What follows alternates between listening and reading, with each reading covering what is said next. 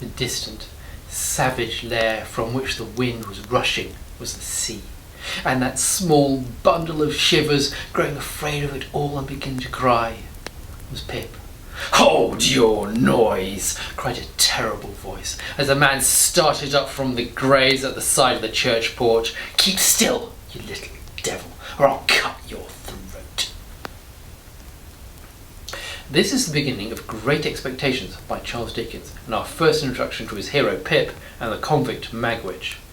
Magwitch is described as a fearful man, with a great iron on his leg, a man with no hat, with broken shoes and an old rag tied around his head, a man who had been soaked in water, smothered in mud, lamed by stones, cut by flints, stung by metals, torn by briars, who limped and shivered and glared and growled.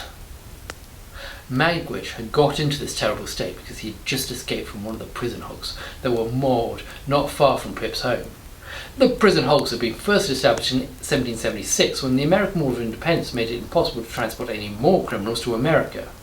They were supposed to have been a temporary measure, but so was income tax, and just like income tax, they soon became permanent. One, the Justinia, was used as a prison hulk for over 50 years.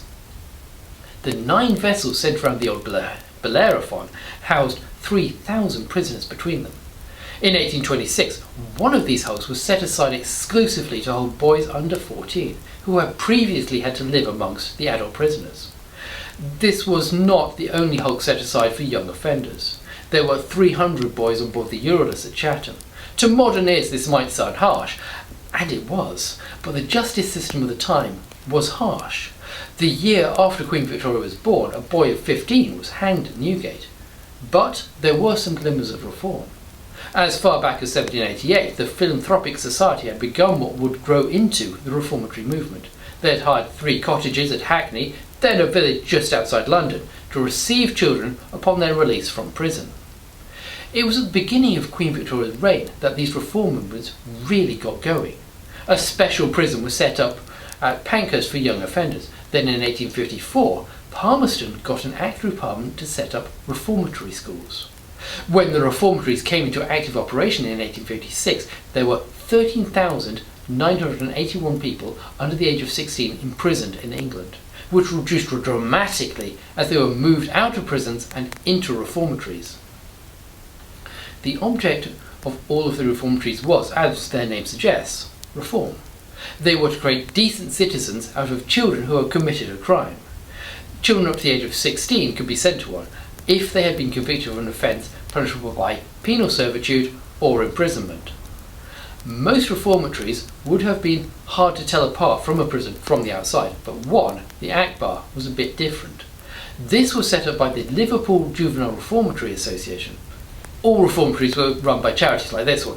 They were expected to fund themselves. They did get money from the Home Office, and the parents of the boys could also be forced to pay, with the balance being made up by philanthropists who believed in the work that they were doing. The Akbar received its certificate from the Home Office on the 3rd of January 1856, and within days it had accepted its first inmates. The overwhelming majority of the boys who ended up there had committed some form of petty theft. To be accepted onto the Akbar, they had to be a minimum weight and height and to appear fit enough for a seafaring life. This was because it had been set up on board a ship moored on the Mersey. This might sound like one of the old prison hulks, but they were not just using a ship to warehouse criminals. The plan for the Akbar was to give the boys on board training for a career at sea, as the merchants of Liverpool were always looking for more crew. From the moment the Akbar was opened, it had no difficulty finding berths for the lads when they were released. In 1868, Her Majesty's Inspectorate of Reformatories noted the confidence that employers placed in boys that had been trained on the Akbar, and how it had transformed them into useful members of society. This is why in 1859, a London businessman called George Chambers set up a second reformatory ship on the Thames called the Cornwall. Yes, the Cornwall being on the Thames does get confusing, and this wasn't even the ship's original name, but there you go. In 1875, one of the boys on board the Akbar wrote home that he was thankful to have been sent to the ship, and he was planning to become a sailor once he was discharged. He was a boy petty officer, and he was allowed to go ashore in his Akbar uniform, and he was often mistaken for a sailor of the Royal Navy. However, he would never have been able to join the Royal Navy. It did not accept anybody that had been to a reformatory. In 1870, 2 boys were released on licence from the Clarence to try to join up, with their mother there to give them a character reference.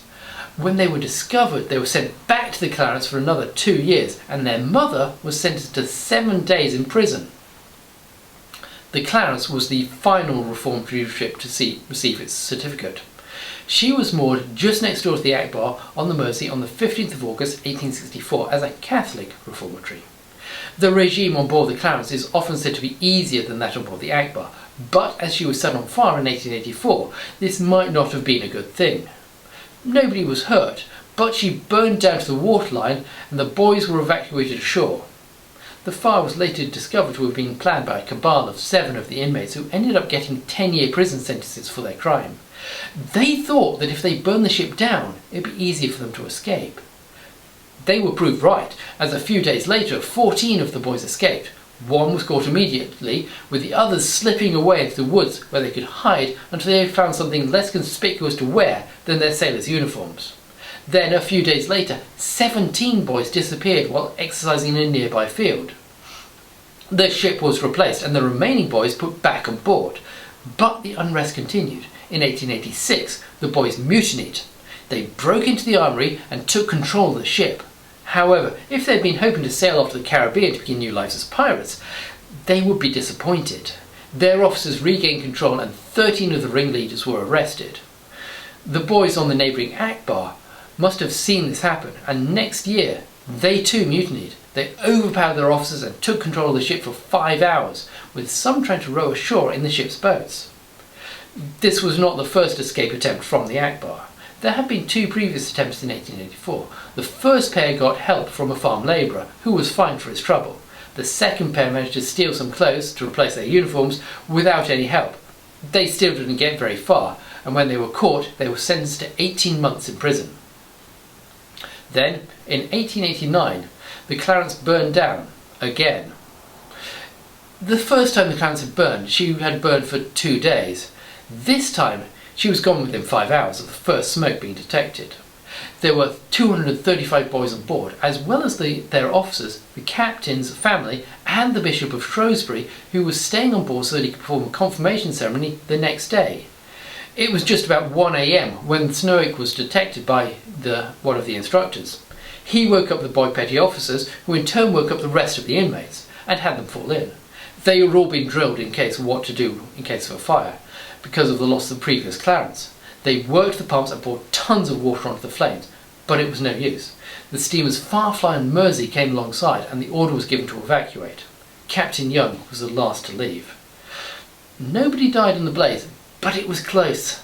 The ship's cook was overcome by the smoke and had to be carried to the Firefly. The committee in charge of the Clarence decided not to require a 3rd ship for the boys to burn down, and they were rehomed in a less flammable institution. The Akbar continued in place for a few more years before its inmates too were transferred into buildings ashore. This just left the Cornwall on the Thames. She too almost burned by one of the inmates in 1930. There was also some escape attempts recorded, with one boy trying to swim ashore in 1913 and another in 1938. One boy even tried to stab one of the officers, only to be stopped by the other inmates. But overall, they seem to have been as content as you could expect from people locked up in a reformatory. They even had an annual prize giving and a camping trip to Hastings each year.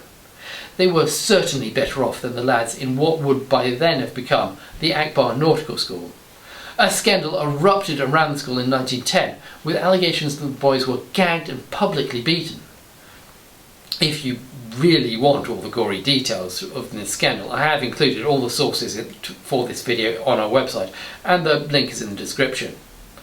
The Home Secretary, Winston Churchill, set up an independent inquiry into what was going on. However, the school was not shut down, and only 2 years later it was actually increased in size. It was renovated with the addition of a radio that was powerful enough to receive messages from Paris. The Akbar would only finally be closed down in 1956, 100 years after the first reformatory ship had been moored on the Mersey. During its time, it had trained thousands of lads for a career in the merchant navy, and I'll talk about what life was like for a merchant seaman next time.